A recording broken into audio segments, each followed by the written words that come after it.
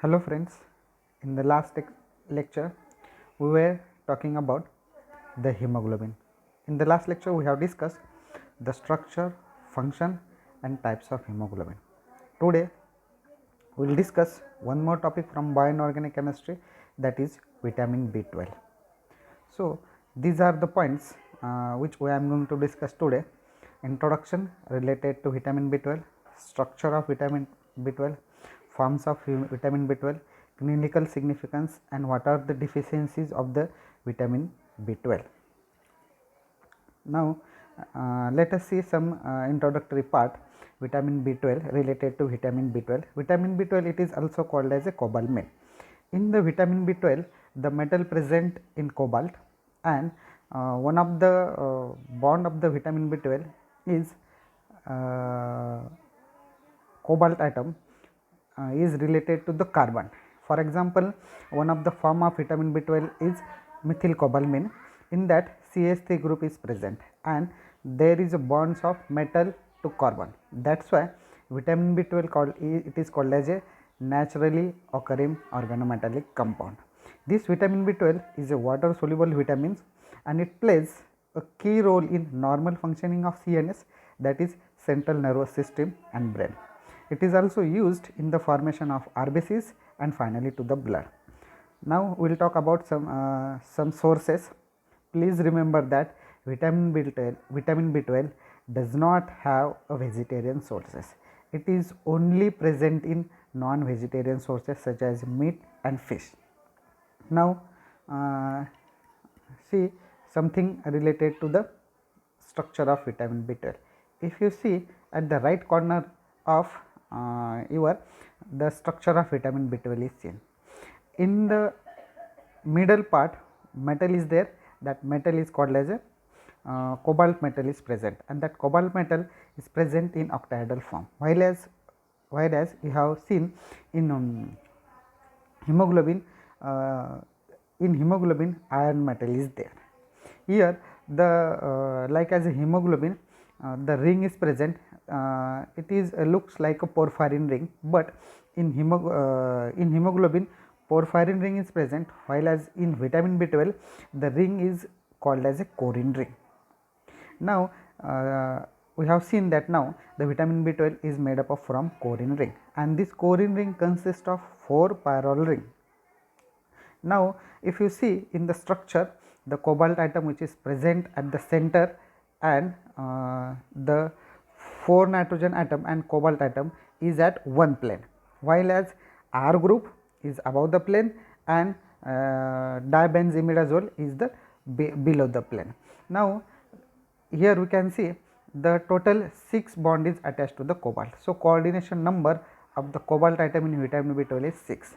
Now out of that 6 coordination number, 4 nitrogen atom, that is these sites they are provided from the pyrrole ring, and the 5th position is occupied by 5,6 dimethyl benzimidazole, and this benzimidazole is present below the plane, and the 6th position, that is the R group, which is above the plane, if you see, which is denoted by pink color R group.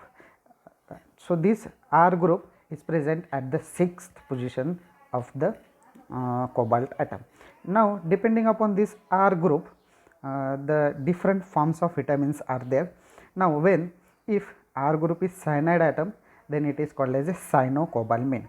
This cyanocobalamin is deep pink in color and it is used to treat the pernicious anemia. So this is one form, that is called as a cyanocobalamin. Second form is called as a methylcobalamin. Now why it is called as a methylcobalamin? Because the R group is CH3. That's why it is called as a methylcobalamin, and we can see the cobalt and CH3 group. So metal carbon bond is there, that's why it is called as a organometallic compound, and it is a naturally occurring organometallic compound, that is called as a vitamin B12, or it is called as a methylcobalamin. Now this methylcobalamin is used to treat peripheral neuropathy. So this is the second form, that is called as a methylcobalamin. Now the third form is called as a hydroxycobalamin. Now when R group is OH, then it is called as a hydroxycobalamin. Now this hydroxycobalamin is denoted by B12 small a.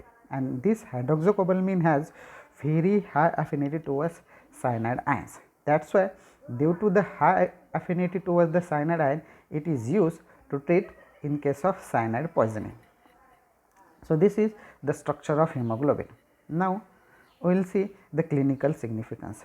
The vitamin B12, it acts as a antidote for cyanide poisoning. Now, here in the right corner, cyanide, some antidote is used, which is called as a cyanokit. Now, second point is it is used or it is helpful to reduce the depression, and the third point is it is used to treat pernicious anemia and sickle cell anemia. If you see in figure A, RBCs is shown, that is red blood cells are shown, which is have a round shape. The shape of the RBCs is circular and round in figure A, and in figure B if you see, the shape of that RBCs, it is not a regular round shape, it is changed to some concave shape. So, that is called as a sickle cell anemia. Now, we will discuss the deficiency. Vitamin B12 deficiency occurs when body does not receive enough vitamin B12. This vitamin B12 deficiency results in irreversible damage to the central nervous system and brain, and it also triggers the symptoms such as depression, confusion, loss of memory and fatigue. Now, next point is vitamin B12 deficiency can cause constipation, loss of appetite and finally to the weight loss.